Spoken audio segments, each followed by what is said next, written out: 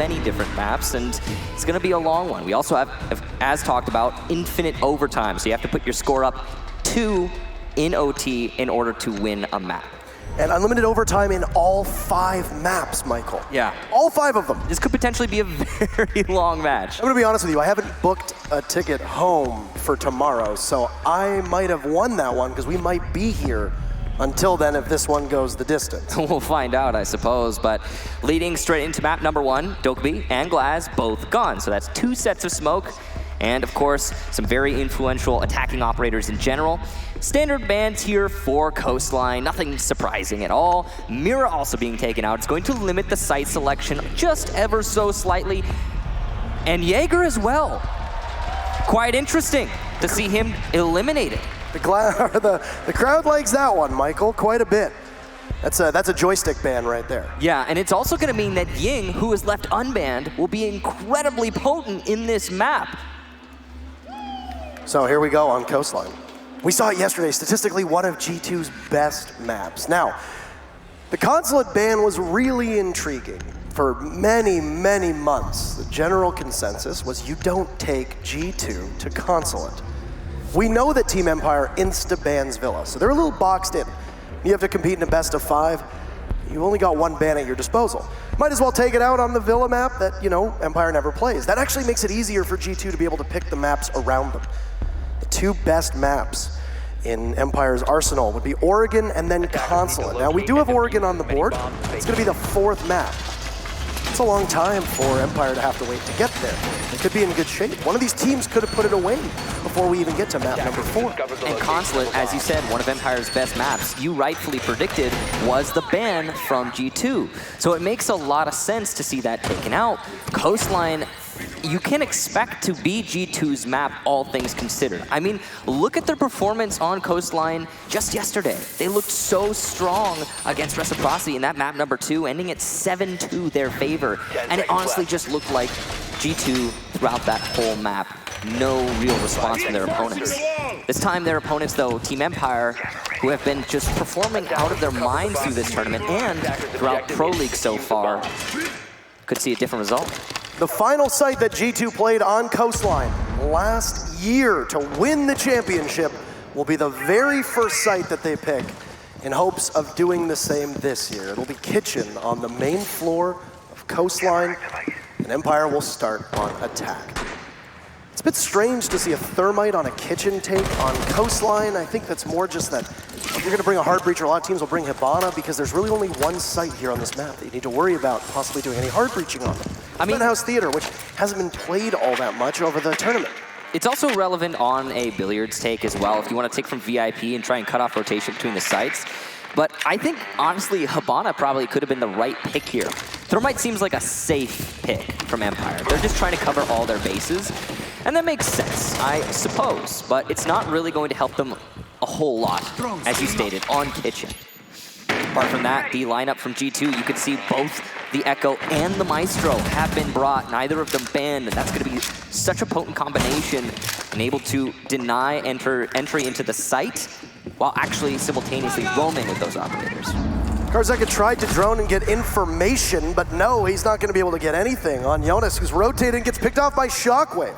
And Empire will get the very first kill in this grand finals. A good entry from the Thermite. Now, Team Empire is well known for having both Joystick and Karzeka carry the weight on so many different maps. But over this tournament, as we noted before the show actually began, well, it was Shepard and Shockwave who have been doing great work, and especially Scyther, who goes for 1 and picks up his 2nd kill, as the buck from above will just pick off G2 playing down below. Fabian and Pengu will be the only hope for G2 as Joystick in his own altercation over on Cool Vibe stairs. Tries to do some damage, makes quite a bit of his own, and Scyther is also been eaten up a little bit as he just sits upside in Penthouse. He's gonna be able to just tear up that entire floor. The buck might still have a frag grenade at his disposal. He's got 2 of them, in fact. Karzeka used 1 earlier, pulls out the SMG-11, and it looks like we are close to a perfect round. Empire sets quite a tempo with that round victory. Nobody from G2 able to do a single thing, and Empire will take the Kitchen attack. That round started off as, wow, it's unusual to see G2 losing control of their roamers while simultaneously being punished for their roam by losing someone in terms of manpower and then not get any refrags. Following the loss of the roam upstairs, it's also unusual for G2 to be punished so much by this vertical play. Empire got some really awesome kills, Scyther specifically, as you could just see, using control of Master to their advantage. G2 just not able to get anything going that round. And again, very unusual, especially on their map, Coastline. You would have expected there to be a little bit more of a response from G2, more active roaming perhaps, more control in terms of knowledge. The fact that someone pushed in through luggage and caught Jonas off guard, free kill, how is that happening?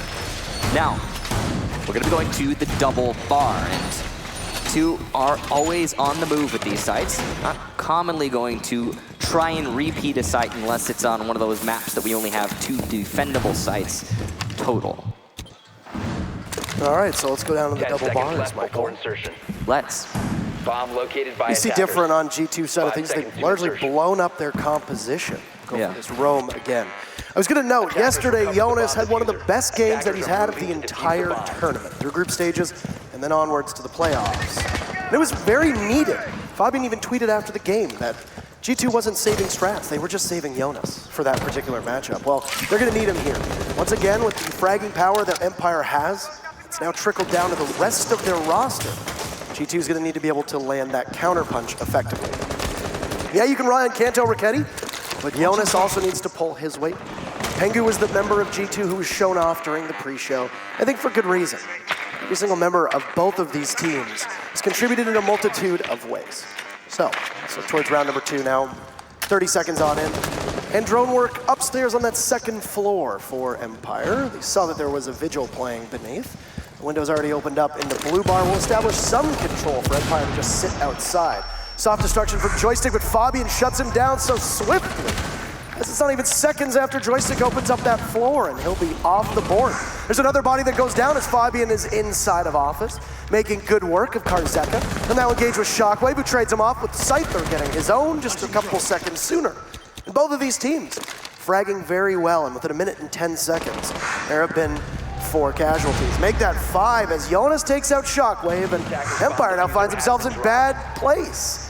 Shepard goes down too, so Scyther just holding this window. He'd opened it up about 40 seconds sooner, but he's very vulnerable. There's 2 different opportunities to peek him. He's gonna toss a frag grenade and jump in, and Jonas shuts him down. G2 bounces back on round number 2, quite effectively and quite quickly.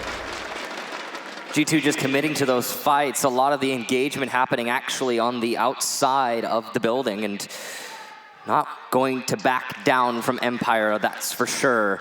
Excellent to see them pulling that out.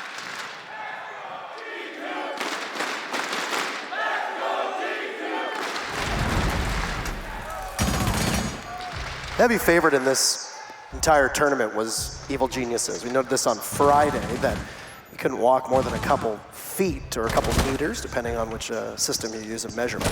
To not see an Evil Geniuses jersey, I was actually very curious to see which team that this crowd would embrace. It was Norarengo, and everybody really liked them, but they didn't make it to the finals, and now it sounds like for the time being it's going to be G2's crowd, which is a complete opposite from last year. It was dead silent whenever G2 was able to take a round off of Evil Geniuses in the previous Invitational. So, yeah, the first time that this team's actually getting cheered here in Montreal. And G2 win a lot of events, and because of that, sometimes they can become the enemy. Once Season 1, Season 4, Season 5, the second Invitational, Paris Major, Season 8. They've been on a streak, and indomitable from most people's accounts. And because of that, sometimes it can be a little bit hard to root for them. But 5 seconds to insertion. Empire, on the other hand, a team that hasn't really won any majors. They just entered into Pro League this season. Attacker's objective is to defuse You know, they've been on, like I said, a bit of a miracle run to make it as far as they have.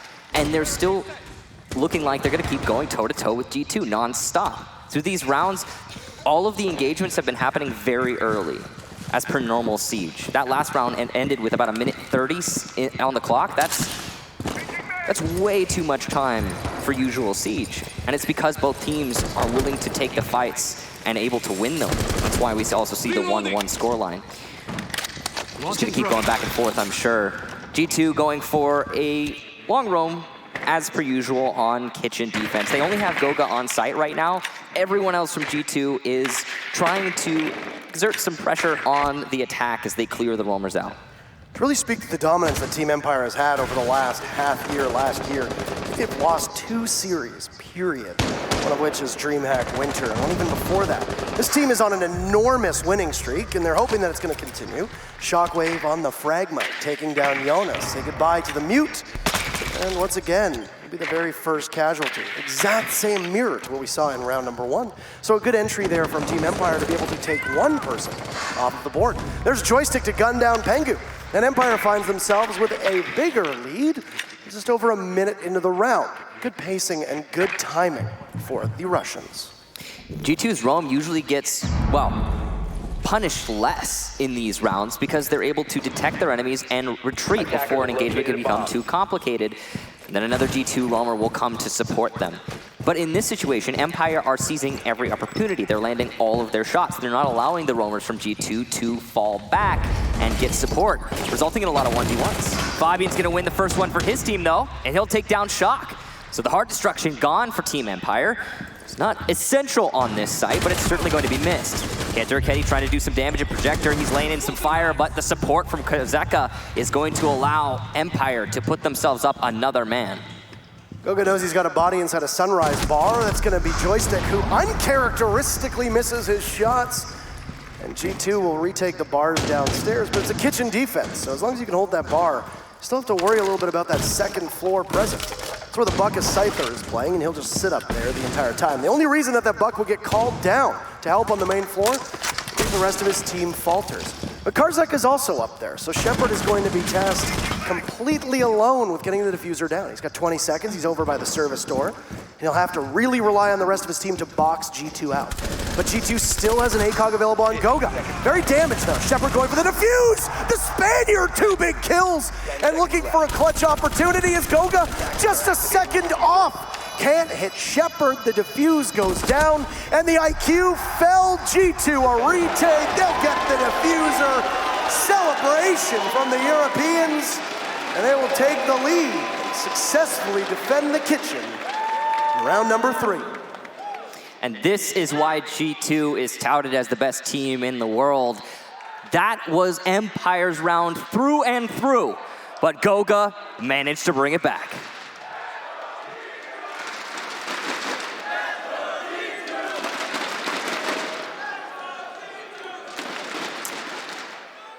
So, successful hold on Kitchen from G2. That had to be their second attempt there, but they managed it regardless. The fact that they managed to win a site that they so clearly are having, I mean, to be honest, a disadvantage at holding is very impressive for G2, and it's going to help them a lot when they get to go to other bomb sites, which possibly will be easier to defend for them. That's 2 rounds in a row that on the Kitchen site where Empire looked dominant attacking. We're gonna be going to Billiards now, so something new here from G2 is they cannot go back to the double bar just yet. Attackers have discovered the location. Let's set the tone for Coastline. Now we know that this is G2's map. The pop-up yesterday that we saw on the screen noted how it was a 16-1 record. Make that 17-1 with their victory over Reciprocity yesterday. And well, this is a pretty good map for G2. 17-2 would need to be the scoreline for Empire to obviously take this map and move us towards map number 2 with the lead in favor of the upstart European squad. 5 seconds left before how important is winning Coastline for Empire, Michael? All things considered, not just in terms of setting the tone, and how debilitating, more importantly, is it if Empire's not able to pull through on Coastline? Is it just par for the course given how good G2 is, or is there greater worry here? I think we talk about the mental game a lot in this, in Siege, and it's very important, that's for sure. And that's one of the things that hasn't seemed to affect Empire nearly as much as other teams. It is absolutely shocking that Empire are currently playing on the biggest stage in Siege, and it's their first time here. On top of that, they haven't faltered through the tournament, and they're going up against G2, going toe-to-toe in these rounds already. That just shouldn't happen usually. Usually there's a little bit of a hump that teams have to get over in terms of experience, in terms of the mental fortitude. But we don't have that problem for Empire, and it's very impressive. I don't think it's really going to be a huge factor for them if they lose map number 1. They'll know, hey, you know what? It's a best of 5. We have plenty of opportunities. First kill here for Joystick. Fabian goes down. Such a hero in the last round. And smokes as well, eliminated for G2. That could open up opportunities for a plant in Billiards. There's still the Yokais and potentially C4s, but that's a really good pick for Empire. Yeah, and a really good start to the round. Not just being able to walk in and take map control away, as Empire did, but you gotta think, for G2, they are strong on this map, so they have the ability to battle back when they find themselves trailing in terms of numbers, but you can't continuously do that on the remaining 4 maps after Coastline. Win or lose, finding yourselves down a member within the first minute or so will eventually just beat you down and prove to be too much to come back from. So I'd imagine that at some point G2, as they have done in the past, will have to play a little bit more gingerly on this realm. And downstairs in the blue bar, Kanto Raketti is in trouble. He's going to get pushed from 2 separate angles. Joystick and Scyther both there to be able to gun him down, and the Bandit will not be able to get out of the bar alive. Goga's also been down, as Shock is there, and Jonas missing all of his shots onto Joystick. There's Pengu in a 1v5, but he's got 2 separate sights trained on him. Shockwave inside a VIP, could possibly go for Pengu, but pistol out, anticlimactic finish. Empire dominate that round, and we'll be back at 2 apiece. Wow, what a round there from Empire. These attack wins that they've been netting are absolutely one-sided. I mean, we even saw the round on Kitchen last time they were attacking. It seemed like it was going to be Empire. But of course, that clutch, most notably from Goga, is why we got back to, well, why we are currently at an even round count. That attack, it just seemed like G2 were outside of their element, missing a lot of shots and opportunities. Empire, on the other hand, making great use of that thermite. You can see in VIP, again, cutting the sights in half and just going for a straight aquarium take. Every time that G2 went for a peek to try and take a fight in their advantage, it ended up working against them by causing Empire to get a hit. Because Empire just have not been missing their shots so far throughout this match. We're gonna go back to the double bars, the first site that G2 were able to successfully defend, and should be their safe haven in this defensive half. This is the way the bars played out as well. Yeah. Honestly, both of these, or all these rounds, I want to say both of these teams have looked very decisive in the rounds that they've taken. It hasn't really been a back and forth that we anticipate, these rounds going down to the wire with one team pulling it out at the last minute. There was the one Kitchen round, but I don't know. That it hasn't been exactly what we were expecting. It was still like it was a 1v2 or a 1v3 with... I mean, it was like a 3v2, I think. Shepard was on really low HP at that point. It was a 2v3. Oh, engagement early in the front door. I'm not sure what Jonas was doing there, trying to go for an aggressive play onto Joystick, and, well, he's punished for it. Fabian's there for the possible trade out if he wants it, but will instead head through security and go on over towards office. If there's anybody there, there's one body on drone, but Fabian will have to get out of there. He's on surveillance right now. He's going to get marked.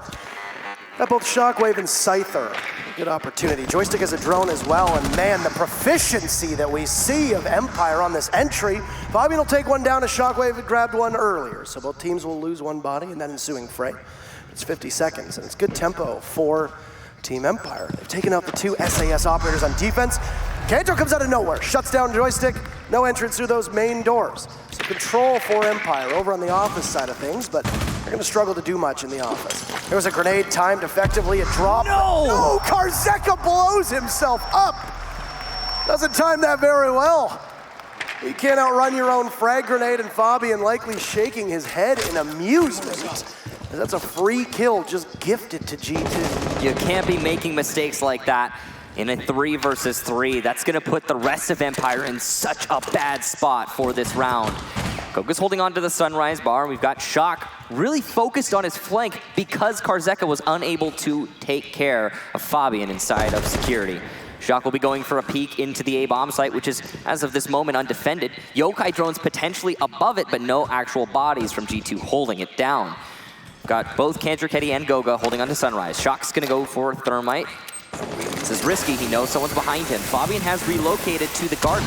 He can use his impacts on the garden wall to open this up whenever he pleases. And because Empire are coming down to the last minute, it's going to be Fabian in such a play-make position. Shockwave's by that A-bomb site with Shepard just outside. Watching the window, Shockwave is in. but he doesn't have the diffuser. Shepard does, and Shepard is nestled over by that stone ledge outside. Goga finds Shockwave, and now once again, Shepard will have to get into the site and attempt something that is oh so difficult even in a 1v1, but in a 1v3 with the clock working against you, can be really challenging. Shepard starts with one body on a Kanto Raketti, pre-fire down inside of security, thinks that there's somebody that might be there.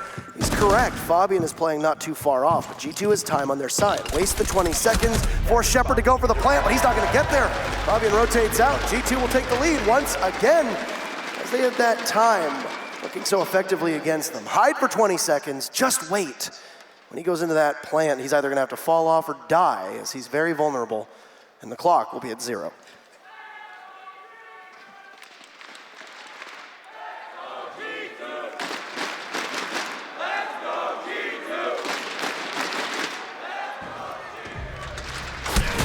So, in that round, Karzeka missing his grenade is where it all started going wrong for Empire. Right here. If he had been able to land it and then follow up with a kill onto Fabian, it probably would have been a good clear for Empire into the B bomb site, the blue bar. Actually, correction, the A bomb site. But it wasn't, and why is that? Well, after Karzeka died, there was no one else to drone players from Empire into security to confront Fabian, and they were caught in a crossfire, unable to really get control of site. Why was there no one to drone? Because the diffuser was down elsewhere, and one of the two players had to go pick it up, leaving the other to linger inside of the office and wait for his teammate. It took way too much time, and Empire found themselves in a really bad spot. Essentially, at that point, an unwinnable round with the way that G2 had set themselves up. At what point does G2 stop losing a body within 20 seconds of Empire opening up a barricade, a doorway, a window, etc.? We're going to see another aggressive roam here from G2. Kanto Raketti usually plays the alibi. They got Pengu on it this time around. Empire keeping pretty static with their lineup. They like the 5 operators they have. It's been working for the most part, barring Karzeka doesn't blow himself up with a grenade again. He's got 2 available. Keep in mind that the Jaeger is banned as well, so it's a smart play from Empire to double up on frag grenades, as both Scyther and Karzeka are. There's room to have more projectiles and throwables on Empire's side of things, but hey. Think about how well the soft destruction worked for Empire the last time, well, the first time they attacked on Kitchen. It was a really good round for them, and if I'm not mistaken, a perfect round, because they got control of the roamers, took them out upstairs, and following that, they were able to take out the anchors using the soft destruction that they had in abundance. Now, it seems like they're going to be going for a similar strategy this time. They start droning out by VIP and Penthouse, trying to clear above. Empire's a little bit spread out right now, all over the south and west side of the building. They've yet to make an entrance. They're also on the north balcony, and that seems to be the main entry point. This explosion that goes off, but uncertain as to who it was from. Well, frag grenades are there for Empire, so it was likely an impact that was used. There's 4 impacts that are available on G2's side of things. Fabian has 2. It's likely that Pengu has 2 as well. You see Fabian has 0 impacts left, so one of them might have been his. That's a rotate that's all the way at the back. It's taken advantage of by Kanto Raketti with Jonas there as well. And G2 have been contesting at Penthouse Theater very aggressively and losing it most of the times. Well, they doubled up on it. Instead of having Jonas in there to die all on his lonesome, got the dog of Kanto Raketti. But it's a freebie for Shockwave. He's got all the time in the world to make a play. He walks on up and takes out Kanto. Joystick knows that there's a Legion playing nearby as he shoots out one of the traps and now looks around the corner, and there's Fabian, but Fabian is just winning these fights. He's feasting upon Joystick. Every time these two seem to interact with one another, the Swede's been the one coming away with it. So, Empire finds themselves down 2 incredibly powerful operators and will now need to rely on Shock, who's been doing an exceptional job finding the scoreboard to carry a lot of the weight for this team through the final 45 seconds. Well, it's vertical control here for Empire, but at a man disadvantage and having already lost their buck, it's not perfect, that's for sure. The horizontal roam from G2 is still established as well inside of the main lobby. That's 2 players, both Jonas and Fabian, trying to hold on to this position. Could be a free kill for Shock, but he misses his shots. Unfortunate to see that from the Thermite. Empire are going to have to recover even harder now. Karzeka, though, does take out Jonas, so that's one of the 2 roamers in main lobby eliminated, and it was, in fact, the potentially free kill that Shock missed out on. Meanwhile, the plant is going down. Where are the yokai drones? It doesn't seem that G2 are aware, and Empire's going to get it. Shock gets another one. It's a shutdown from Shepard on Tagoga, leaving just Pengu in kitchen. He's got Shepard on the floor, so a 1 versus 2. As the run out comes out, though, Karzeka will shut him out, and Empire take another attack on kitchen. Both teams drawing the first half on Coastline. That is very impressive for Empire here. And you need to see if G2 can tighten up as we switch sides now. Like I said, even though Coastline trends towards the defense now, just because of the meta that we're in, drawing on a map as good as G2 are on it is excellent. Now we know that Team Empire is no slouch on Coastline, though we have seen them lose it a couple times. They've been winning a lot of fights. And a couple of those rounds were not lost, but put in a position where it was very difficult for G2 to be able to win them because they were down bodies early. Once again, 2, 3, 4 rounds where you find yourself in a 3v5 or a 4v5, that's really difficult to come back from. The communication from Empire in that last round is just astonishing. The way that they managed to push in through delivery and get the plant while no one was paying attention, beautiful understanding of the situation from Shepard that had to have been communicated by the rest of Team Empire. Meanwhile, Shock misses his shot on Jonas in main lobby. But what does he do? He calls Karzeka, somebody rotating out of main lobby to the main hallway. Karzeka establishes himself on the dropdown, which is open, and capitalizes on that call. The way that Empire is putting together and lining up these kills is truly impressive on attack, and I'm sure it will be much the same now as they transition to defense. And again, as we talked about, defense being the preferred side. The only thing that makes me say that this is a nice and even first half is how proficient G2 are, not only on defense, but also attack of Coastline. It's going to be Billiards, Hookah for the first round, Team Empire. Empire have struggled in the past to be able to gather information on defense.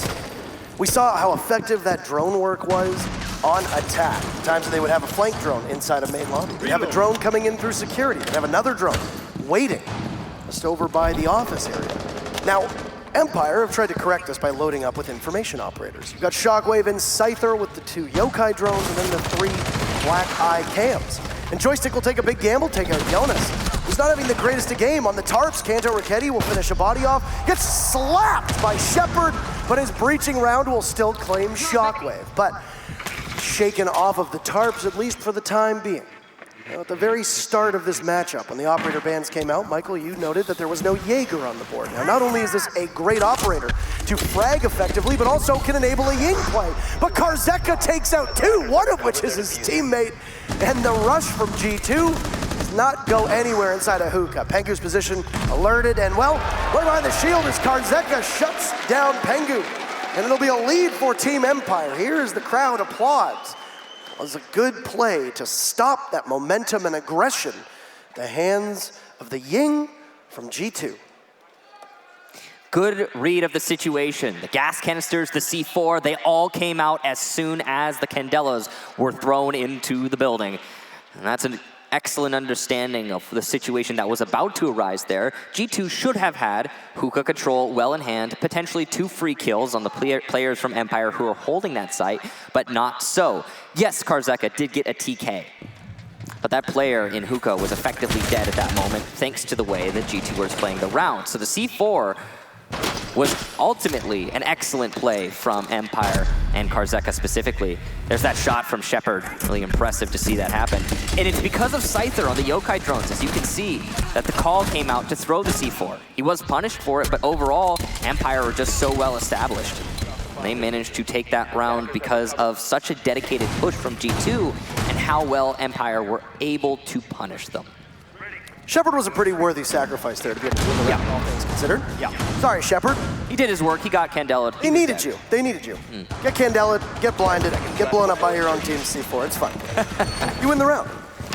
And you were an instrumental part of it by being the sacrificial lamb. It worked out in the end.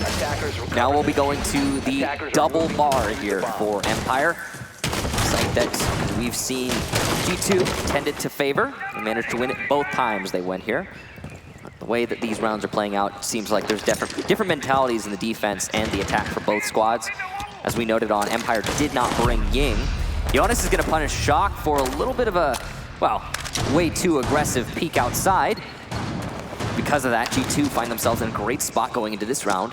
They're also bringing the IQ, which is going to counter the cameras that are already established from Shock. So, effectively, no influence on this round from Shockwave in the end. His cameras will still be there, though, as long as Pengu doesn't get them all. Yeah, I mean, if he doesn't get them all, but knowing Pengu on IQ, I expect him to. It's a big expectation. I don't know if it's so crazy. I mean, we're playing Coastline, too. It's a pretty shallow map, but there's a lot of common spots for those cameras. Once again, trying to abuse the lack of ADS as they know Joystick's playing around the corner. He will not get away. An entry from Fabian will give an even bigger lead. An even bigger lead, as I stumble over my words there for just a second, to G2. C4 will go off from Scyther, but it will not net anything. Fabian's lost a bit of HP, but that's really it. That was in the fight earlier on. Karzeka's in a good spot here to flank from VIP, should he find the opportunity. G2 is trying to take control of the main hallway and as well, Billiards and Hookah. So this could be a huge play make from Karzeka if he times it right, but yeah, it all comes down to timing. He does have the one impact to make his rotation shorter if he wants to as well, but that will alert G2 to his play. G2 currently trying to use that soft destruction to the best of their ability, and they're going to throw in their smokes, try to go for a plant, not at default spot, but actually just inside of the building. Jonas is getting hit Shepard by Sunrise Bar. That was an excellent shot there. Team Empire going for a forced rotation, but Pengu's on top of it. It's just Karzeka. He's above. He'll have to retake onto 5, and he's not even going to get one. G2, what a round. Perfect. Not losing a single body. Put a couple more of those rounds together, and you easily take this map if you're G2, but Empire, a bit of sloppiness, all things considered. Yeah, all things considered, I agree. Do you know how many times we've said that? We said that probably at least 132 times over this event. Yeah, I don't think it's anywhere near that high. It's more like 20, but... Well, I was shooting for the sky. When somebody tweets at you saying, hey, you're saying this too much. You know, actually, I imagine now someone's going to go back and count it. And we're going to have accurate statistics. I hope not. I hope people have better things. GG? I hope things have better. I hope they have better things to do with their time. So, that attack from G2, taking control of the top floor, very well done. They didn't even need to use VIP to accomplish it either. There were some redundant roamers from Team Empire on the east side of the building, and that, of course, being Karzeka specifically on the Legion. Not able to really influence the push, because he didn't time his rotate very well. That allowed G2 specifically to establish so much control vertically to force the roamers to rotate. Then the push in through the site was unexpected. Team Empire got caught off guard, or the anchors specifically did, because they still saw above being opened up at the same time G2 were pushing. And usually, you're not going to do both of them at the same time. So that's just really good knowledge of when it's appropriate to push from G2. And yeah, well done to catch Empire with the pants down in that round. We'll be going to Kitchen now for Empire. Their first attempt here. Two bodies inside a site for Empire right now. I think that was similar to Reciprocity yesterday, wasn't it? Reciprocity had 4 bodies off site. They only kept 1 person actually playing inside the site. Didn't work so well for them. I mean, we've been seeing that from G2 a lot too, and Empire are coming close with only 2 inside right now. There's a team that's going to be able to roam effectively and work well with one another. It's definitely Empire, though. And it doesn't really matter who it is. And G2, both of these teams. And G2 are pretty quick on their taken from the west side currently. They've got control of Blue and Sunrise Bar, and they're already droning into Kitchen, which they should very soon call, thanks to Cantor Raketi's current drone in Kitchen, that, hey, A site is clear. We could go for a play here. They've also got the smokes cut off the site. Sees Shepard on the rotation, though. So, as he has easy access to A, he'll be needed, or we'll see him get taken care of before G2 actually goes for a push. And that's the attempt right now from Fabian, but he's going to miss his nade. Oh, not the greatest nade at all. Gonna try first. Well, the first one was not the greatest. The second one was... The second one was even worse. Even worse. And Joystick is there, takes out Pengu, and G2 not in good shape. As the cloaking ability will be reactivated from Joystick going around. Empire's just gonna collapse now as G2 themselves not in really good shape. Fabian gets nowhere, Joystick an easy kill, and Kanto nothing. Flawless round for Empire to answer back. It's a flawless round from G2. It was a flawless round from Empire as well. We've seen Well like played. 3 or 4 flawless rounds so far. Just in one map, you don't usually have that happen. And, well, it's frequent here. Very well coordinated there from Empire to see the G2 attack and punish it before it was able to fully establish itself to execute onto the site. Once G2 went for a push into the site, the smokes actually ended up working against them. Gas canisters on top of the smoke grenades from the attacking team, and making that push into Kitchen damaged everyone from G2, and they were punished by the players outside of Kitchen in the adjacent bomb site. This run out from Joystick as well, absolutely excellent game sense to know that there's someone out there. I mean, we don't have a Valkyrie on the defense in that round. So that's just Joystick understanding the situation and making a play around that situation. There must have been something to prompt him to go for that run out, but no matter what, good game sense.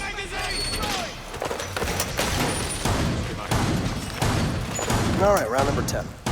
I wanted to note for a second there that we saw Shas, the coach of G2, on camera for a lot of that previous round, just in the background. 10 seconds left. Both Fabian and Penguin. He's fidgeting. I don't see Shas 5 seconds fidget, left before ever. insertion. He stands there, he doesn't really make faces. Oh, I mean, makes faces if his team is winning. I think this might be the most nervous that G2 has been heading into an actual matchup, because they know how good Empire is. They know how Empire can take over games as effectively as they do. And when it's Shaz, it's really worrisome. He is, in a way, the backbone of G2, in that he's always ready to support his teams, both in terms of morale and strategy, analytics, and understanding of their opponents. Empire loses the first player in this round to Goga, the great entry, playing on Habana, no less. Joystick's run out on Pengu, as you noted, was pivotal at the very end of that previous round, and he won't be there to do it again. So probably the best player on Empire and one of the best players in the world at the moment in the way that Joystick plays this game. Well, he's gone. You've taken him off of the Jaeger, he's just going to sit on the Vigil. Doesn't necessarily still have the same fragging potential, but still able to do a lot of damage if need be. Attackers have dropped the bomb. The slower rounds that we've seen between these two teams as well. I mean, this match has been slowly getting slower. It's very weird. Yeah, the first couple rounds, we had some very fast ones, and now G2, very patient on the attack. They got the early pick, and I think that what's going through G2's minds right now is they don't want to squander it. They're going to open up holes from Skylight onto the A bar, disabling the play of that position, forcing Empire to play further off-site, though Empire has the perfect kit to do so. And it's going to be Jonas to get another one. Karzeka goes down, and we've got just 3 players on Empire, all of them anchors. Shock, what an excellent shot onto Cantor Raketti, playing on the tarps. He will be punished for that aggressiveness. Not an easy angle to play, to be sure. Not an easy shot that Shock just managed to land. The 5v3 lead, the most dangerous lead in the game. Yes. And it will be punished already, putting us to the 4v3, which is not ideal for G2, though they do still have plenty of utility. A lot. Yeah. Likely have both sets of frag grenades in Fabian's hands. Jonas will still have the smoke grenades as well. Scyther sees a body on Cool Vibe stairs. It was Fabian playing there. Scyther's going to get juiced up from the dog. His position will not be known, but the yokai falls to the sledge of Fabian, who's just patiently waiting. Empire's time is being eaten away at here. Scyther wanted to go for a play, and that's why he got overhealed, but he was not able to do it. Jonas gets Shock as well, so this is looking bad for Empire. Shepard will hold things out as Scyther rushes in, using that little bit of extra HP to pick up 2, and that's Diffuser down in the middle of the site as well. G2 will have to go for raw power here, as they're not going to be able to get that one back. But Fabian on the retreat, traded off, and Scyther looking to try to clutch, and he'll have to against Pengu. But Pengu, nobody's clutching against him, pulls out the pistol, and we are tied back up. These two teams cannot shake one another. 5-5, and a good read from G2 as things looked like they were about to go bad in a hurry. Anyone but Pengu in that situation, and I saw Empire miraculously getting the comeback in the 2 versus 5. It came down to the wire, 1v1 at the end, and that is just really unnerving if you're G2, and I'm sure confidence boosting if you're Empire, despite losing that round. A lot of that came down to to the first pick we saw at the very beginning of the round, where Joystick was eliminated. Imagine if he had been present on that site pick. Following that, it was another pick for G2, putting them in a 5v3, forcing pressure onto the anchors. This amazing play from Pengu. No holds barred, just going for the rush through the site. If he had lingered there, it would have put his opponent in the advantage and likely, again, have given Empire the round and the match point. Pretty worrisome for Empire is that Kanto Raketti has not woken up yet. Sitting at 3 kills and 9 deaths, Kanto has not really been effective in his role so far throughout this game. And the problem is that for Empire, well, they're allowing Fabian, Pengu, and somewhat even Jonas, who's had a couple very big rounds despite his early opening deaths on defense, to help carry the load for G2. You wake up and anger Kanto. It's a scary thing for every single team. Attackers recovered the diffuser. I think that's really the story to be told here is Kanto has yet to wake up. That doesn't mean that it's going to be Team Empire taking this whole series. It just means once he does, this might be a little bit less even. Empire going for a defense here of Billiards and Hookah, and it's a run out from Joystick. He's gonna do a whole mess of damage. 2 on the floor, and Goga lit up. You gotta imagine if it's just been 2 there for G2, it would have been an absolute stomp for Joystick. He very wisely does not commit to a repeat though. You gotta admire him for seeing that he's done so much damage, put 2 on the floor, and not fully committing. That means that Empire will put themselves at a substantial HP advantage. But also utility advantage too. Look at Pengu's Monty is running stuns, not smokes. But not lose anyone. And yeah, that's an awkward thing for Pengu. Maybe just trying to clear out ADSs. You also saw that Jonas appeared to throw a grenade up as well, just to try and I guess, hide the fact that the members of G2 are getting brought back to life. It could have been a massive play from Joystick that just falls a little short. I managed to get something out of it, at least. And it did seemingly trip up G2. Now, since the rounds have been getting slower and slower from G2 on the attack, that's definitely going to be something great for Empire moving forward. Got Jonas clearing into VIP using Jackal to the best of his ability. This Hibana hole is going to be very powerful for G2 as it cuts off the rotation between A and B. With that rotation cut off, it means that Scyther and Shock by the blue stairs are going to be isolated from Shepard, Karzeka, and Joystick over by A and Aquarium. It's full anchors right now for Empire, unless you count the roamers in Aquarium, but immediate vicinity, it's full anchor, and Empire are just trying to hold on for the last minute.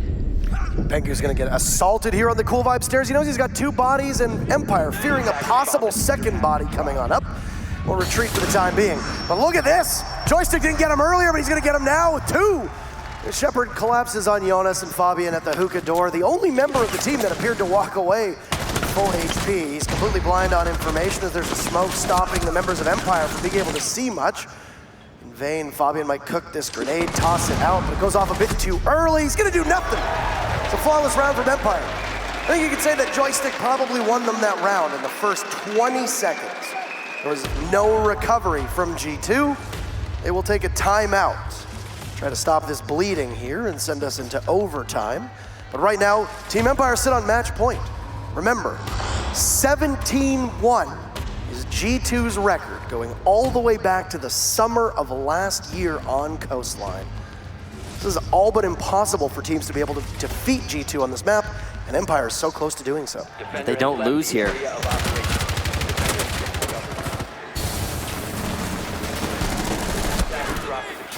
If we manage to see overtime, as a reminder, it will be 2 rounds you have to get up over your opponent in OT in order to win. So if we keep going back and forth in OT, where the sides switch every single round, then we could have a very long map number 1, should we even get there. But with the way that Empire have been playing on defense, that might not be possible. They'll be going to Kitchen, a site that has been defended once so far from Empire and has been successfully held also once. So this is a perfect dream opportunity for Empire to just finish map number 1 and push us to number 2 border, which again is Empire's pick. This map being G2's pick, quite substantial. It was the first map that G2 wanted to go to, and right now they're up against match point against them. It's not a great situation, to be sure, if you're a G2 fan. G2 bans one of your best maps in console. Okay, you still got Oregon left. It's probably the best map. You have it all the way down in 4th. That is bold. Saving your best map for 4th. Playing the marathon, I suppose. Could be. Yeah. Anticipating that they're probably going to drop one map at least, or at least win one map heading into that. But, man, how do you respond? All right, Consulate goes by the wayside, you can't play it. G2 says we don't want to take you to it. 10 seconds You to respond by taking, statistically, probably G2's best map away from them. Maybe not best map in total, but at least by the numbers it is. And you win it? It's a pretty good answer back from what G2 does to you in that map ban phase. I think there were a lot of people that were expecting an Oregon ban, just simply to try and get under the skin and maybe take away the best tool that Empire had. It's a bit surprising to see Consulate go. To imagine that there's a reason why G2 left it to go through the ban phase as well. So Empire have everything at their disposal, and it'd be a massive lead and massive win for them on this series to take Coastline out and undoubtedly shake G2.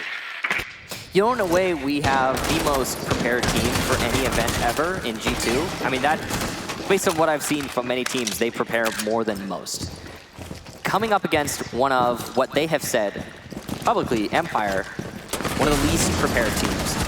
And it's an interesting clash. Shock going to get an first kill onto Jonas as he tries to push in through luggage hallway. Curious that the Jackal was trying to peek that right after Fabian opened it up. Very dangerous play, left him exposed. And he was punished for it. Karaseka trying to get a kill of his own just by Hall of Fame and VIP. He'll move on out. Looking to try to get around, but no, there's Pengu there. And Pengu doesn't lose anything in that encounter. Joystick will let the drone of Pengu sail right on by. And here's the beauty of Vigil. If he had engaged his cloaking device there, then he would have been spotted. Pengu's not going to be able to get out alive. Joystick finds him, tackles him. And Vigil's best ability to be hidden and undetected isn't even part of his toolkit in that one. Didn't need it. No drones coming from G2 there into the projector master side of things. So this roam from Empire, so successful right now. It'll finally be punished though. Shock goes down and here we go, G2. They're not out of it just yet. Scyther challenging onto the main hallway. He's got a good angle on that front door. Joystick's put to just a sliver of HP and he could be taken out at a moment's notice. Still plenty of time for G2. They don't need to rush themselves right now. And Joystick above will finally be finished off by Kantaraketi entering the top floor by himself.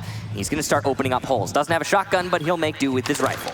You got a nitro cell for Shepard as he watches. You know, in charge of looking towards service and delivery, as Scyther knows that there might be a push coming from the main lobby. If not, Scyther then can at least still work on the ceiling above. Fabian trying to see the feet of the Maestro, can't do it, as there's a toilet blocking his way. So the two members of Empire will take a deep breath and see if we will need overtime for map number 1. A beautiful shot by Fabian. He just walks in and removes Scyther. Shepard's position given away. He's got a door and a reinforced wall to play around as Shepard will now need to stop the diffuse going down. He has a nitro cell available. Pull it out or the diffuser goes off to Goga. And now G2 just watch. There's only 2 ways for Shepard to get out of this situation. Knows he's got 1 mark down, but there's 3 bodies that are gonna go towards him. A grenade will go in, it doesn't go off. Shepard gets moved to the side, and G2 will force us to overtime, unlimited overtime, Michael, on our very first map. Shepard lost that round as soon as he let the diffuser go down. At that moment, G2 was in a picture-perfect situation. 3 versus 1, they have 2 rotations to watch, and all they need to do is wait. And Shepard had absolutely no teeth in the clutch, but the round ended much sooner than that. The fact that G2 were able to bounce back from the excellent roaming that Empire had and get the refrags, as well as the vertical control, was quite substantial. We even saw Kantaraketi with his excellent game knowledge, able to pick open holes that should usually not be accessible if you just have the rifle. But because Kantaraketi's been playing this game for as long as he has, he knows exactly where he needs to open things up. And he made full use of that top floor.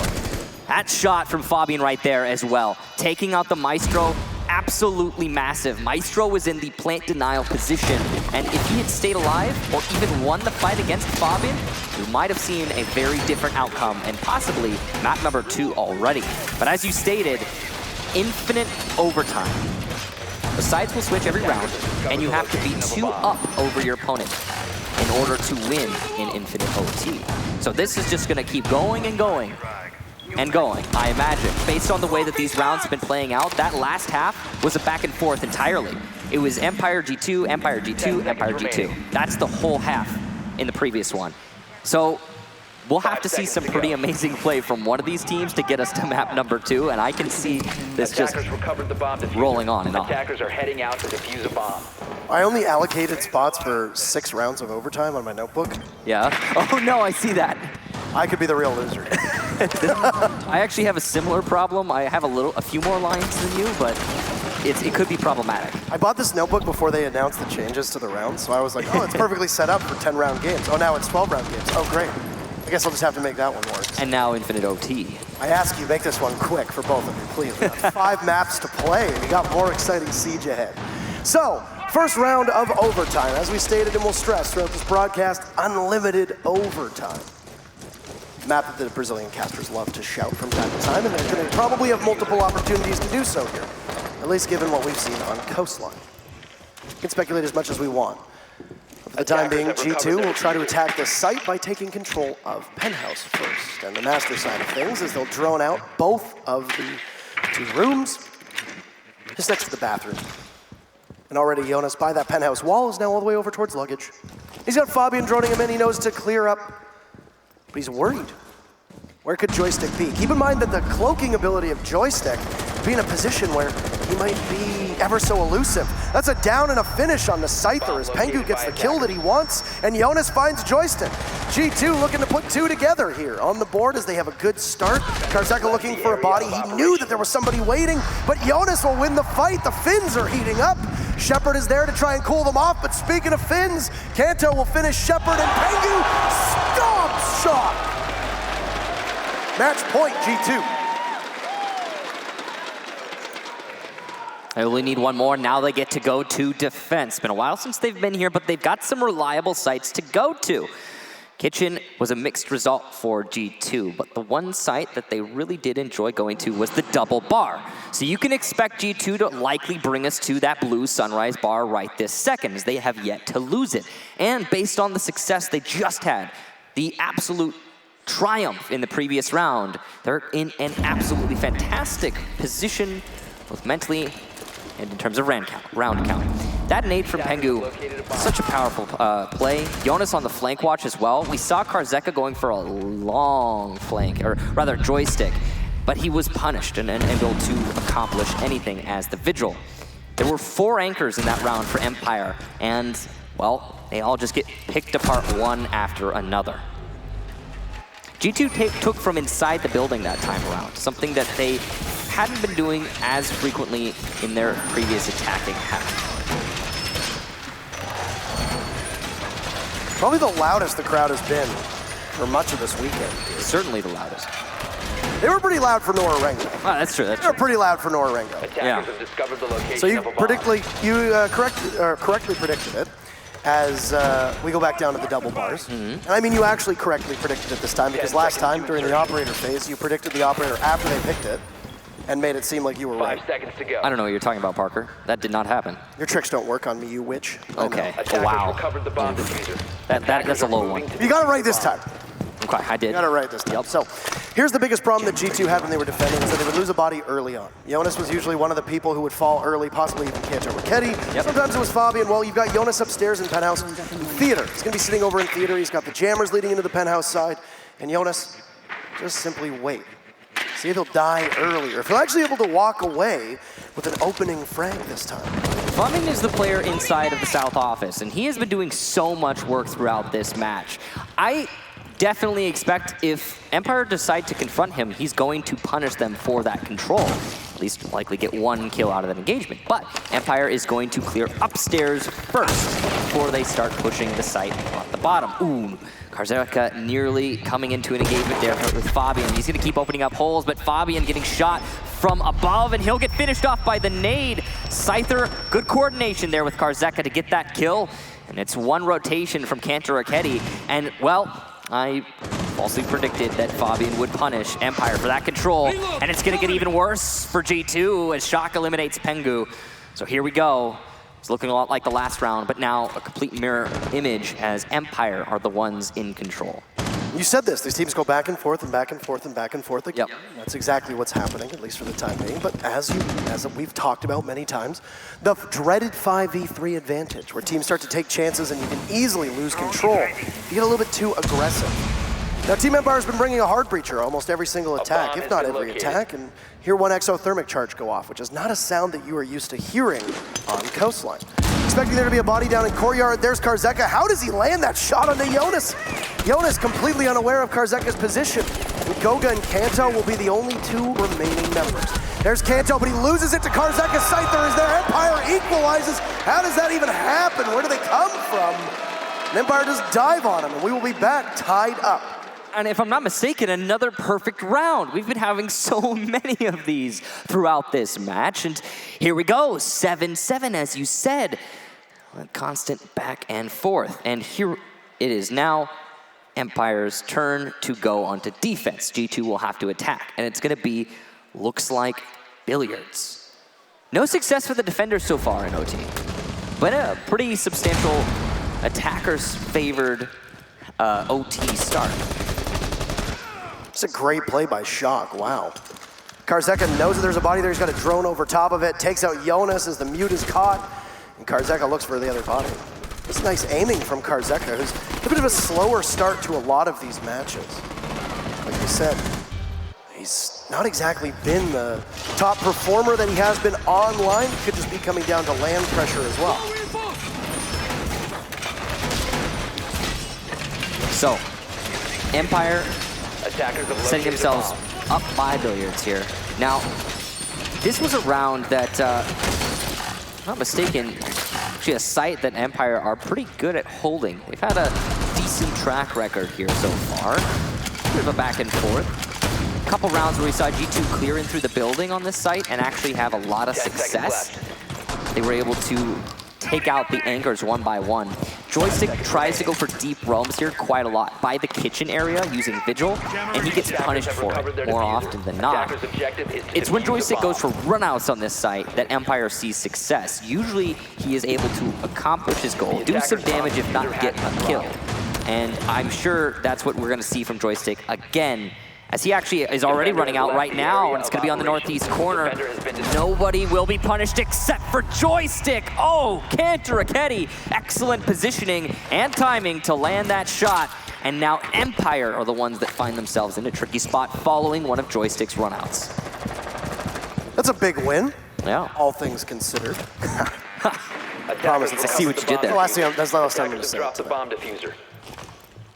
But yeah, Joystick taking a big gamble. Jonas, I'm assuming screen peeking. I think that breaks some kind of rules when you're all sitting around the TV playing GoldenEye, split screen. Can't do that, Jonas. Attackers recovered the diffuser. So, Attackers dropped the Pengu pick diffuser. up that diffuser, and he's sitting downstairs. Now, this is not the greatest spot for Pengu if he doesn't Attackers drop it. There you go, he's dropped recovered it, the Goga picked it back up. There you go, cool, excellent. They have hands on. Shockwave goes down to Empire. This was usually a defender-sided matchup, but the second kill for Kanto, he almost manages to get another unless there's a reinforcement in place of where Shepard is seated. It does look like that's the case. Trying to be the best Goga possible, Scyther just simply sit and wait at the top of those cool vibe stairs. He'll be able to look into Hookah if need be, as Shepard's flank will be covered by a bulletproof camera on that reinforced panel. G2 have been completely foregoing hard breach, so unless you use one of your explosives to take it out, that camera will likely persist for quite some time. So we hit the halfway mark here of this round number 15. Since there's such low manpower on the side of Empire, they have a tentative hold on the B bomb site, and it's going to be a lot reliant on the C4 and Yokai drones that Empire could have in hand at this moment in time. G2's getting good information droning into the site right now. They're going to know that there's one in the B hallway and two in the A bomb site. Scyther from that hallway going for a challenge onto the balcony, lands some shots, but not enough to get a kill. And he's also got to hold on to the cool vibe stairs. The lifeline doing so much work, but Scyther, what a flick, despite the lifeline. Taking out Pengu on the main stairs. Goga's in sight, and he's gonna get punished by Scyther as he peeks into the hallway. Fabian also simultaneously managed to get Shepard inside of A. So it's just Scyther and Karzeka. One in A, one in the hallway, and finally Scyther goes down to Cantor Raketti. It'll be 1 for Empire. Karzeka takes out Jonas coming from behind. He's just trying to hold on to that diffuser. 25 seconds left, so G2 need to go for the plant at some point. It's another here for Karzeka, and he goes for the follow-up, and no! Cantor Raketti, what a round! And G2 bring it back to match point. Round 16, Michael, are we about to cast the longest siege match by round count that we've done here? I imagine so. I think we've probably have the 2 worst teams ever in history to go against each other in overtime, and at some point it's going to start punishing us. It's going to punish them. As well. The longer that teams play in unlimited overtime, then the longer that fatigue is going to start to set in. You can look at it in traditional sports as well. Teams just find themselves in a position where you get tired after a while. A best of 5 is already grueling for a lot of these teams, but a best of 5 where you are this evenly matched and every single round in overtime means that there could be another round after it with no end in sight, yeah, good luck. But at least we're being treated to some high-tier siege so far. G2 will go back onto match point as we move into round number 16. G2 just won the Hookah bomb site, well, guess what, Michael? They're going to go to the Hookah bomb site. So, understanding they really like to find themselves at this part of the map on the west side, top floor. Sensible from G2. Only need to win 1 more round to push us to map number 2, but of course, Empire could bring this back to an 8, or even round count at 8-8. Be pretty high up there in terms of round count overall for siege matches. 5 seconds remaining. The setup right now from G2 looks like they're going to be going for a pretty extended roam. That's standard.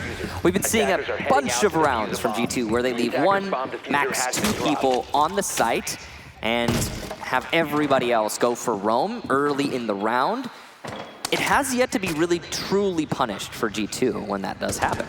Hey, there we go at 16 rounds played. This will be the longest map ever played in the Pro League or Majors. Thank you, Spleck. Or at CGG, or whomever. Whomever. Thank you, production team, for popping that up. Yeah, as well. That's good information to have.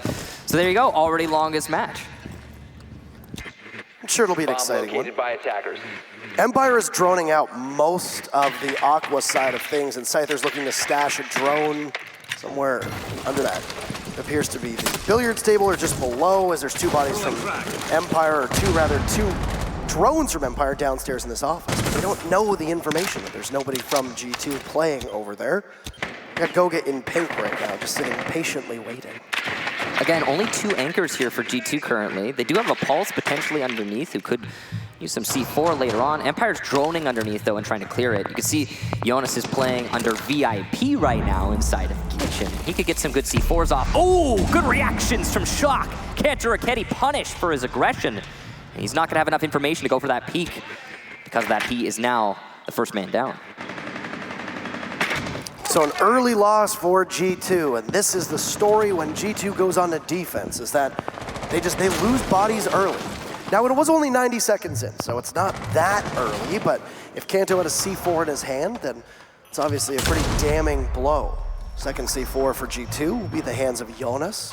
He'll blow up just above kitchen and net nothing. Nobody from Team Empire have a single scratch on them, at least for the time being. This wall being opened up is huge for Empire, and it's going to allow them to cut off the rotation, as we have seen many times from both teams so far throughout this match. Shock's actually going to get a kill from it. That's his second in the round. Karzeka will get Pengu as he enters into the site as well. So Empire in a great form right now. And in Aquarium, Karzeka shuts down Fabian on the rotation. It's just Jonas, but he has no C4. Aware he's being hunted by Joystick, but he loses the fight. Empire, what a round. And if I'm not mistaken, another perfect one. Very impressive to see, and we have yet to see a successful defense win in OT. That's so unusual. Keep in mind that we've played what now, 16 rounds? We're going to round 17. Yeah. Scyther has the most deaths on Empire with 10. Has Empire used their timeout yet? They have not. I don't think they have. So I suppose they could still pop it out when they really need to. I imagine they'll do that once they push it to match point. And they want to lock things down. But who knows? Just a expectation, I suppose. We'll be going to kitchen service entrance here for Empire. And wow, look at that shot from Shock. Had an awesome round individually, as did Karzeka. The pinch into the site was pretty standard from Empire. I mean, they took control of Aquarium, they cleared out from underneath, and they pretty much pushed in from VIP at the same time. They cut off the rotation between the sites. Aquarium then was able to push into Billiards. Once in Billiards, they could have gone for a plant, but it wasn't necessary. Why? Because G2 are taking the fight to their enemy, as G2 does. But they were losing those fights, as we've been seeing the defense from both teams do very consistently throughout OT. Kitchen is going to be the first, well, this is going to be the first time we've seen Kitchen in OT, and it's going to be Empire who will bring us there. I imagine these kill counts are going to get very high moving forward. I mean, this is the perfect plan. 10 seconds to go. Pengu lost the kill record to Rampion. If you've got unlimited overtime, you can get it back. Hey, that's 5 true, seconds yeah. to insertion. What's he got to hit, 23? 23 kills. Yep, so go Pengu, get those 23. If you can, if you want to. If he wants it back. You got time. You got a ways to go, you only got 8. Yeah, so he's not in the best position to make that happen. Some of the players on Team Empire are, though, so who knows? This Kitchen defense is very much just that, as Empire have a light hold on the top floor. Joystick will be the one there with Karzeka. So a bit of a duo, but like I said, light hold for top floor control. There is a Valkyrie, but to counter from G2, Cantor Ketty on IQ, which is an operator he has been playing quite a lot of throughout this map. Very potent operator, especially here, even more so when Valkyrie is left unbanned. And Echo as well. It really does feel like a lot of these rounds, the team that loses the first body loses the whole thing. Yeah, absolutely. And then even sometimes they don't get a single kill. It's almost Karzeka there as he was under fire and manages to escape the hail of bullets that will rain over his head. Jonas is hot on pursuit. Hot in pursuit is through the Billiards. He knows that there might be a body playing over by that musical equipment inside of VIP. There's nobody there. Karzeka's holding the other wall. It's a soft wall. For the time being, I don't think he's been detected at all. Also just have Fabian smashing through that castle barricade at the top of luggage. Shockwave, who was playing up there, will now drop. Karzeka feeling a lot of pressure, but he's going to at least punish G2, and that's Empire actually sustaining control of the top floor until Goga and Cantor Ketty have something to say about it. Now Empire are punished for their control upstairs, while Shock inside of main lobby is trying his best to rotate and stay alive. Scyther also attempting to support Shock, covering his retreat. Cantor Ketty from above was the one dishing out that damage through the drop down, and he seems to want to drone now, looking for his prey. Shock being on low HP is going to give G2 a good advantage moving forward, but there's still plenty of good anchor play from Empire, and the fact that we've got the C4 potentially on Shepard and the Yokai drones from Scyther, this could still easily be an Empire round despite that damage being done. Fabian missing out very narrowly there on a kill. Missing out a little bit on that hatch as well. I don't know if that was just a possible swing of frustration or not, maybe even fat-fingered it, though it looked like the intent was there. 45 seconds to work with. G2 have held match point or a tie with Empire through every single round of overtime. Empire have not held a lead since they've gone back. And yeah, Fabian does a bit, I don't know what he's doing. Maybe he's a bit frustrated, I'm not entirely sure. Maybe fat fingering as now he'll go back onto his drone.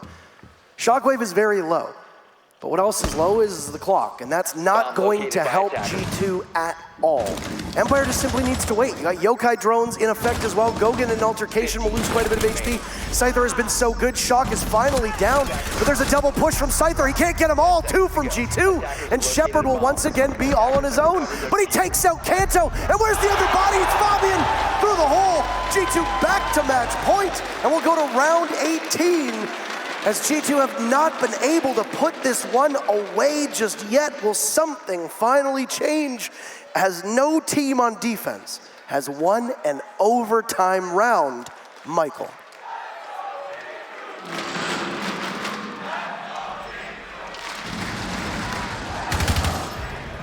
Well, the Let's Go G2s come out from the crowd to try and enthuse them here in this round.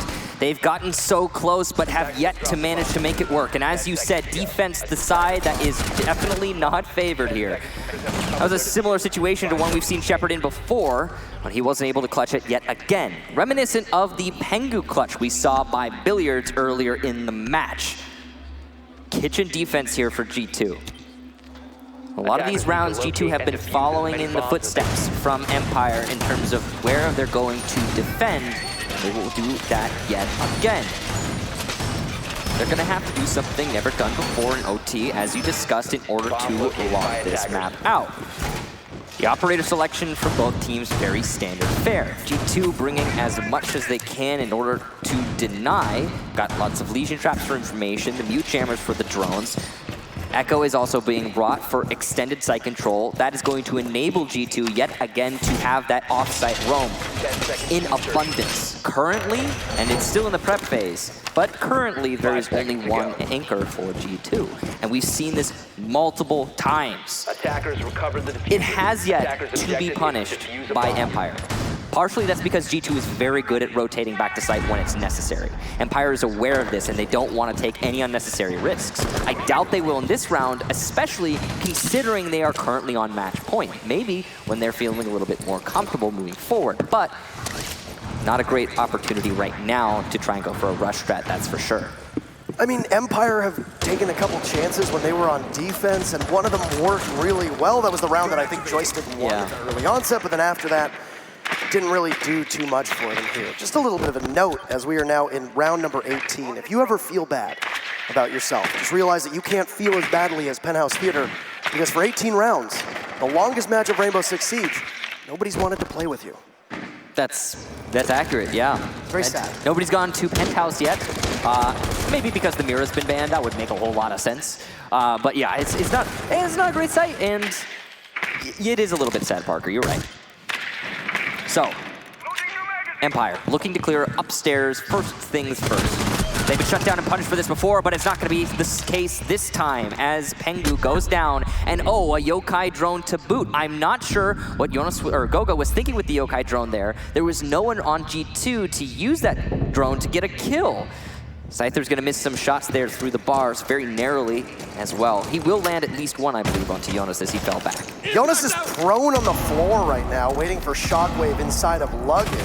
This could get real messy. Shockwave has been so accurate. He has been the Jonas slayer, but there's Shepard on the window. Control of luggage is gone, and Shockwave just simply waiting to see exactly what's going to happen with the rest of his team. Now it's Kanto Raketti in tough spot. He's going to peek on up, but Shockwave is holding that angle as well. Kanto will head back downstairs. Shockwave on drone will probably find Kanto.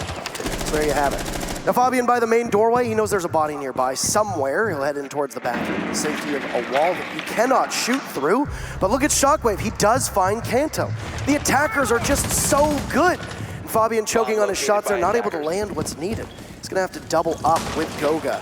45 seconds left, and Team Empire in a position, and a good one. They've had so many flawless rounds, they are primed and ready for another. It's going to continue. Goga is just eliminated, but Fabian taking out Joystick.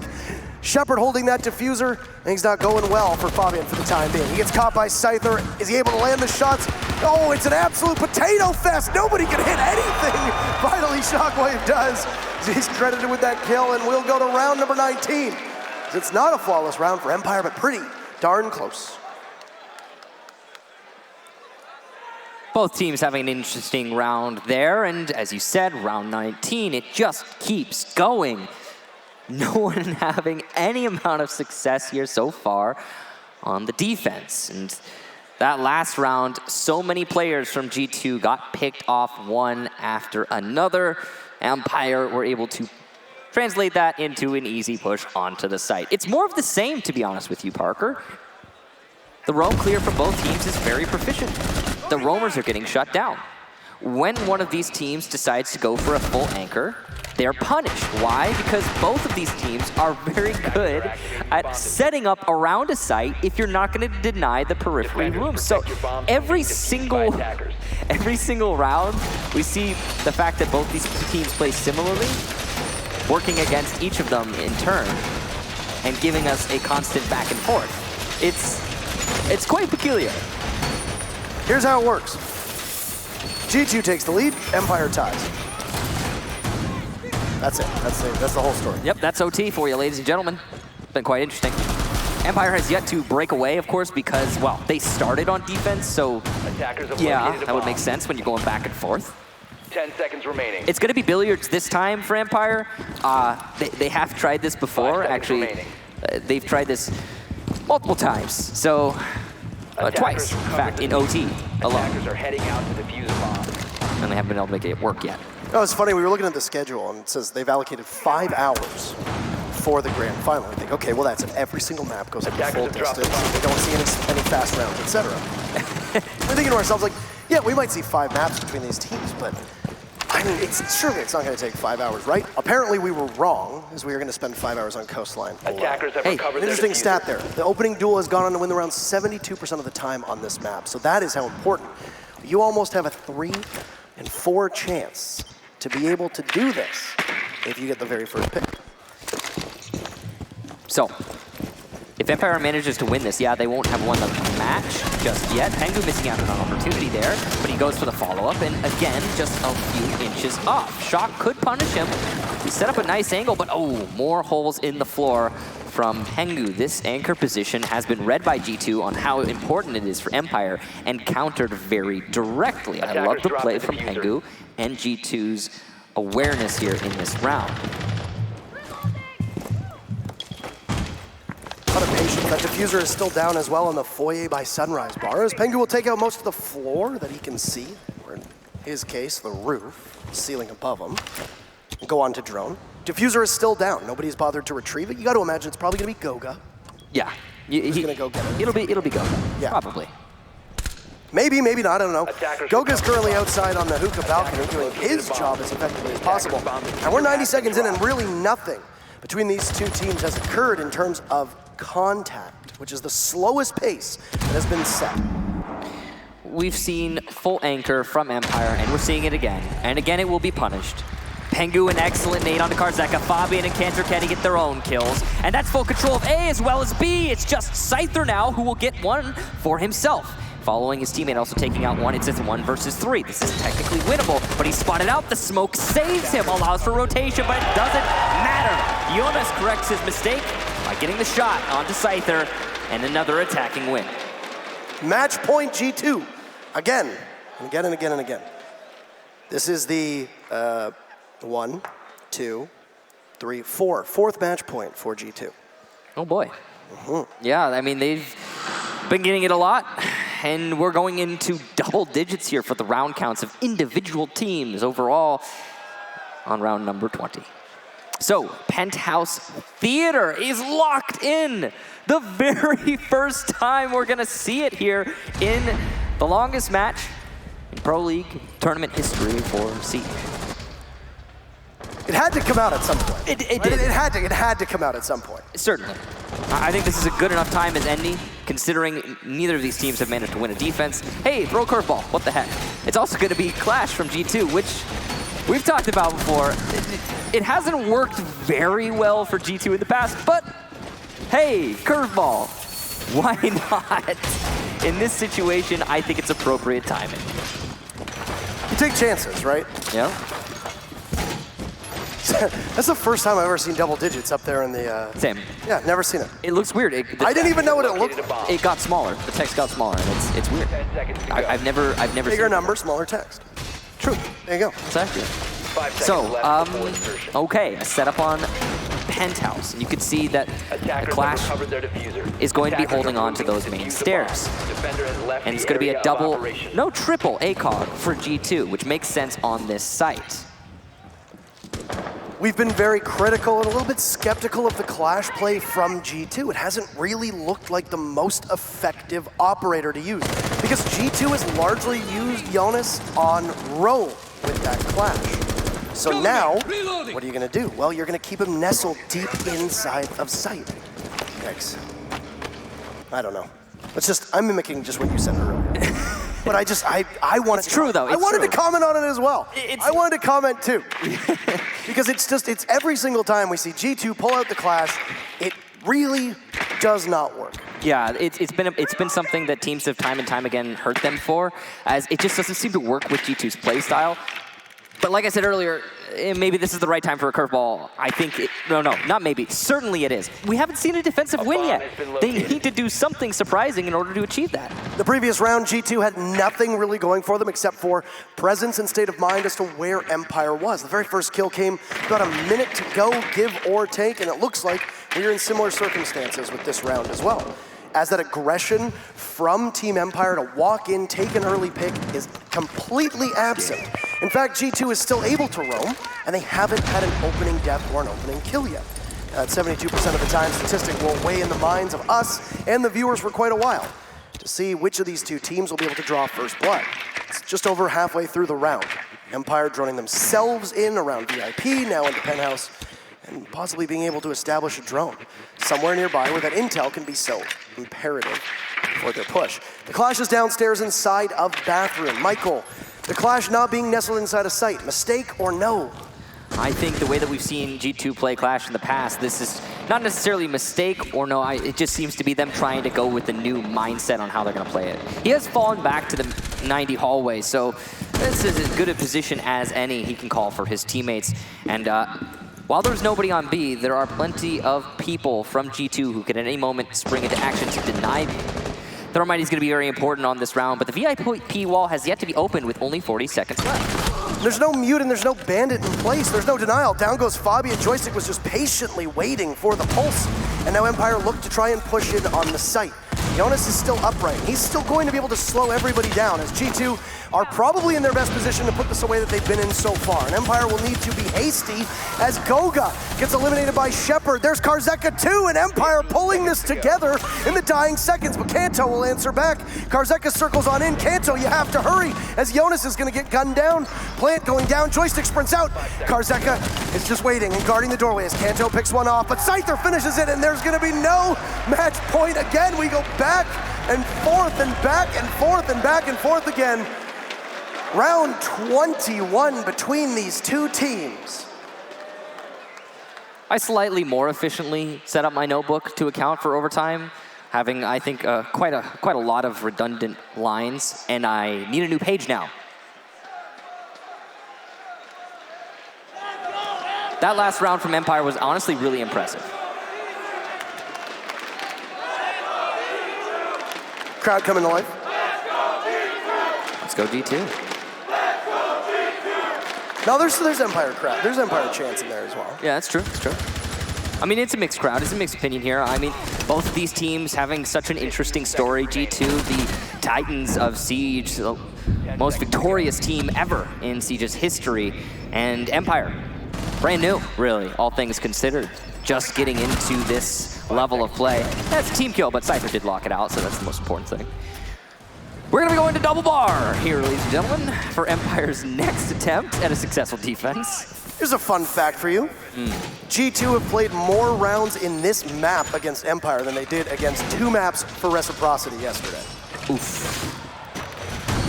That's heavy. That's a long one. Yep. That's a long one. So we've almost played 2 full maps of Siege now, and we are still on map 1, and we are still in a best of 5. I mean, in theory, we have, depending on the way the map plays out, right? So, yeah, this has been an interesting one. Empire going on to defense. Again, double bar. No one's done a defense yet. They're setting themselves up with a roam this time. Empire has been going for mainly anchor plays thus far. Currently, they have 2 people on site. That's B hold. And the rest of Empire are going to be above, or so it seems. G2 is aware of this. They're going to start droning it out. Having gathered this information, it's going to allow them to better calculate where they need to attack. You're going to see already some top floor presence from G2 as they start pushing into Aquarium, which is not being held directly by Empire, holding on to Billiards and Hookah, which they can, punish Aquarium from, but it's not exactly an anchor position, nor somewhere you can hold as a defender. We've seen some players try to hold behind the Aquarium bar, but it's a difficult position to pull off and an unnecessary risk, I think, especially when the stakes are so high. Pagu just trying to watch for the runouts here. Goga also watching for the runouts, as well as Fabian. They're all expecting somebody to run out from the B window, and they were very nearly right. We did see somebody from Empire pushing toward it, but there was a fallback. Good call there from Empire. They would have been punished. Joystick taking a lot of damage in the very early position inside of Hookah, but there's a body that gets down to Kanto. Up on the tarps, he's going to try to crawl to safety. It's possible they don't know that downed Kanto Raketti, as he is allowed to fall back. Jonas is in. He'll be able to take out Joystick. Shockwave unable to do much else to help his team. Kanto has not been picked up just yet. So it's technically 4v4. There you go. 5v4 in favor of G2 as Kanto gets brought back to life. It's over by his spawn. Karzeka takes out Jonas inside of Aquarium. He's going to drop as well if he wants to go through the hatch if necessary.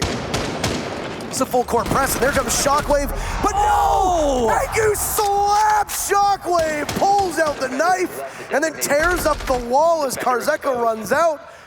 And oh my goodness, a good gamble, and Pengu gets softened up in the process, but still a big win for G2 on that one. Such a save there from Pengu, and quite possibly the difference maker in this round. C4 from Scyther will miss, and that's truly unfortunate for Empire. Karzeka's trying to cover, and he will! Pengu does take out Scyther, though, on the entry, and Fabian will follow it up with a kill onto Shepard, leaving just Karzeka. He needs to get quite a lot of kills, and he's going to get another one onto Kanto Raketti. He's had a fantastic round so far. Pengu is lit up, and there's only 25 seconds, so this is definitely winnable. Pengu's waiting for Fabian to cover him, so allowing for the plant. The nade comes out to deny one of the rotations, and it'll detonate, so the denial no longer in. C4 from Karzeka, he has information, and it lands! Pengu goes down! There's only 9 seconds, and Fabian's going for the rush, but Katie lands the shot! Yeah! What a round from Fabian! And G2 keep it going. Back to match points.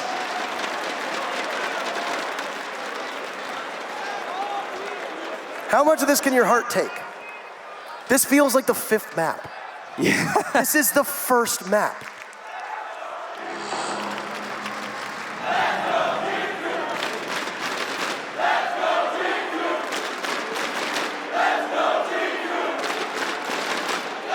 Karzeka is sitting currently at 21 kills right now. He is 1 kill away from tying Rampy's record for most kills in a single map. Now, sorry, Rampy. I think there needs to be an asterisk, as there was with Pengu's record and there was with Rampy's, but still, the record will go to Karzeka if he's able to take 1 or more kills. Hackers have located a bomb.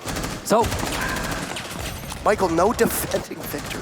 none in overtime.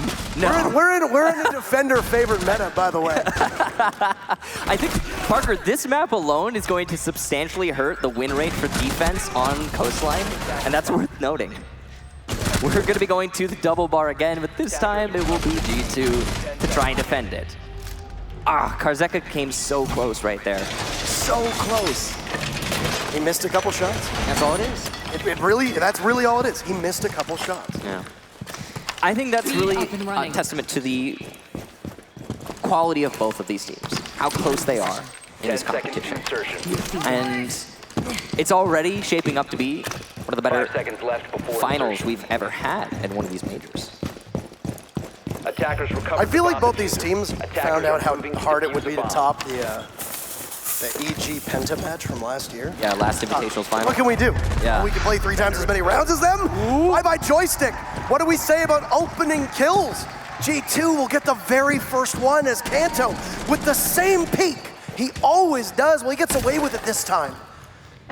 That's the momentum builder there for G2, and quite possibly the very last thing that's going to push around towards G2's favor on defense. They need to fully capitalize on that and carry this into another round win. If they're able to get it, we will see map number 2 right after.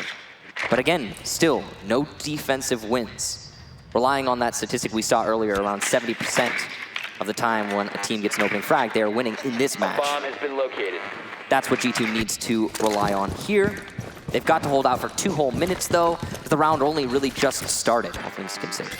The X factor for Team Empire has always been Scyther, but bye-bye Karzeka. Rampy, for this round, your record's safe for the time being. Bye-bye to Karzeka. The Sledge trying to use that verticality in the C4 will be his undoing.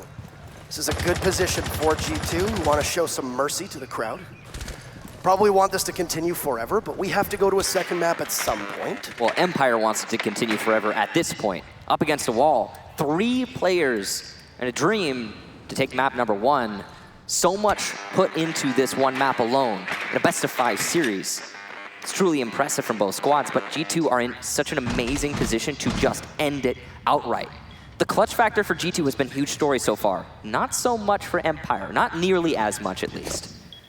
Trying to figure out if there's a yokai drone by the window sitting inside a blue bar. There's a grenade that's gonna go in. It takes out a bit of Pengu's HP, but ultimately the mute will survive for the time being. There's a minute to go, and control of that office is in favor of Empire. They're a bit split up for the time being, as they also sit inside of the Sunrise foyer. Shock will give his position away as he tries to go for a couple of hands to present themselves, but Pengu takes out Shock. It's 2v5. Are we finally going to have a thrilling conclusion here to map number 1? Goga just sitting and waiting, watching. He's got Kanto right next to him. Where are Scyther and Shepard?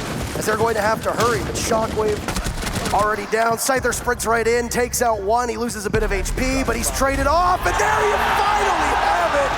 It might have taken 22 rounds, and the time that most teams would have for 2 maps.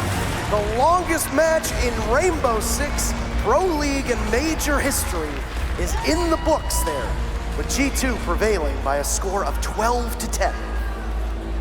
What an excellent win there for G2, and taking the first defense in OT. So quite a long one. It took them a while, that's for sure, but truly impressive. And yes, we can confirm Karzeka, 21 kills, so congratulations, Rampy, you still have it. Now, because of how long these matches are, we don't usually do this, but we're gonna throw down to our analyst desk and let everybody stretch their legs, because that was essentially 2 full matches.